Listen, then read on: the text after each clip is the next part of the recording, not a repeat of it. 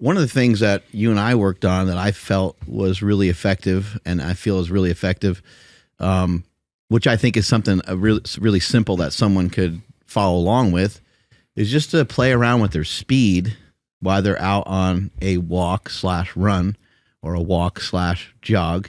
And they can probably implement this into being on a bike at the gym, using a skier, using the rower, using the treadmill. So you can implement this anywhere, but that's just doing some light surges or doing a fartlek workout. Can you kind of explain what some of those styles of workouts are and maybe what they train?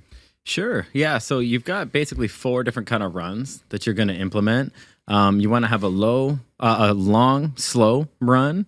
You want to have a fartlek run. You want to have a tempo run, and you have interval runs. And they're all done for different purposes, depending on the context of the situation. But I actually really like and almost want to emphasize and point out that you just said walk, slow jog, jog. I think there's a massive overcomplication that can come into the running world that stops people from running.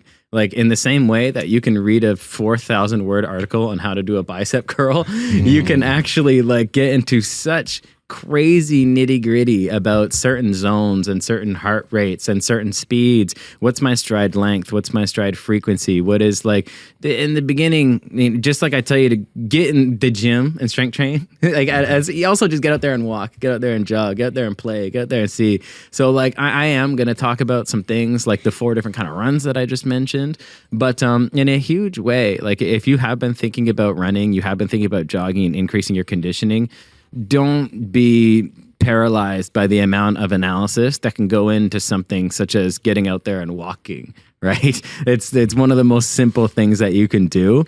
And I'm a big proponent of self-perceived effort. That's something that you and I have been talking a lot about, is your intent. Is it a slow jog? Is it a jog? Is it a fast jog? Is it a run?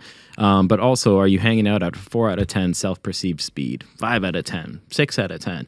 I really like that type of terminology because you can imagine somebody say hitting a type of tempo run where they would be kicking around, say 60, 70% of heart rate, something like that, right? But if you have somebody who has maybe joint pain, maybe they are 100 pounds overweight, 50 pounds overweight, 200 pounds overweight. Like people don't really do that math where if you are even 10 pounds overweight, let's go super, super simple. If you have a lazy day and you take 5,000 steps, which is a lazy, pretty lazy day, and you're 10 pounds overweight, well, that's 10 pounds times 5,000 steps, which is an extra 50,000 pounds on your spine, ankles, and hips each and every single day. So if I'm saying, yo, you got to get to this zone for this workout, but that comes at the expense of your joint pain, then you're never going to survive the journey. You're going to have your ankle pain, your knee pain, your hip pain, and you're kind of missing the point. The point is for you to enjoy the process and go along through this journey. And as important as anything else, freaking survive the journey so that you can enjoy it and not just kind of cross it off your bucket list.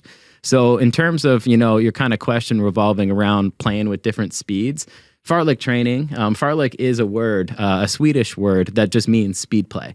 So you're playing, and if I had to pick for you to do 1 run per week, it would be fartlek training. What's up, Power Project family? It's time to stop dressing like you're a fucking preschooler and step your game up by checking out Vuori clothing. Now, I'm not one to talk. I wear a fucking pink hat that has a dog on it, but at the end of the day, at least my shirt and shorts are popping. So head to Vuori because they have great stuff for your top and your bottom. Andrew, how can they get it? Yes, you guys got to head over to vuori.com/power project. That's VUORI.com/power project, and you guys will automatically receive 20% off your order. Links to them down in the description as well as the podcast show notes. Let's get back to the podcast. I think that provides the most well-rounded benefits in terms of your pacing, in terms of learning your body, in terms of doing what feels right.